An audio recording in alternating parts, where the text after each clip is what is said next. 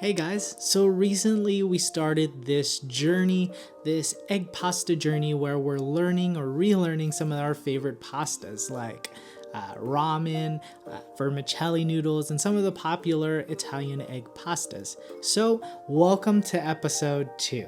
In our first episode, we experimented with a few egg pasta recipes. One from another fellow YouTuber, one that's more like a guideline than an actual recipe, and the third one being from my culinary school textbook. That video you can watch here. The purpose for that experiment was to see if there's a recipe out there that we're happy with, or at least that we can use as a baseline to form our own recipe, one that we can write down and pass through the generations.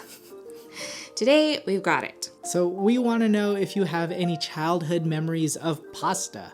Let us know in the comments. We kind of want to read your story, know a little bit about some of our followers, or if you're not following, you really should follow us. But speaking of which, Before we get into the recipe, if you're new here, welcome to Adventures of Carly Ann, where we're all about pursuing our passions and improving every day, just like our recipes. for recipes. If you're all for it, then come along on our adventure where we share all of our wins, our successes, our failures, our just experiments and lessons learned.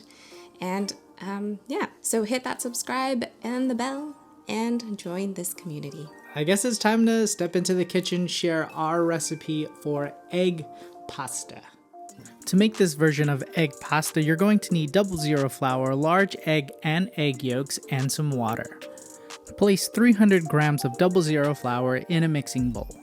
Next, take your handy dandy scale and measure out 160 grams of total liquid that consists of 2 eggs, 2 egg yolks, and the rest water.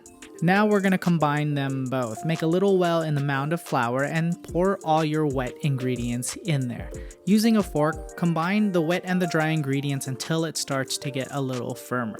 Then put some flour on your hands and start to knead the dough. Once it becomes more of a solid piece, flour a surface and start kneading on the table.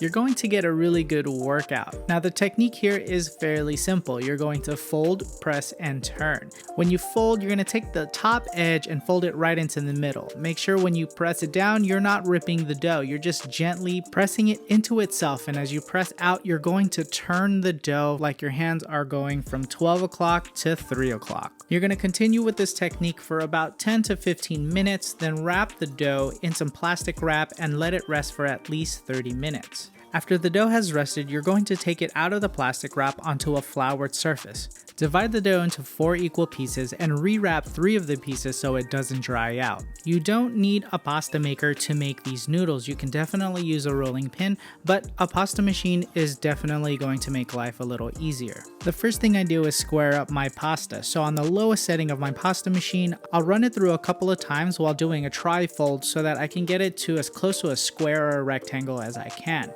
Out of the 9 thickness levels I have on my machine, I don't really go past the number 7 when I make fettuccine. After you've made all your noodles, go ahead and cook it up. It shouldn't take long to cook, and then enjoy your freshly made noodles. So I hope you enjoyed that homemade fresh egg pasta recipe. Next episode, we're going to be visiting one of our favorite cuisines, and it's Korean food. If you're familiar with that Netflix show Street Foods, then can you guess what kind of noodle we're making next? So we'll see you guys on the next one. Bye.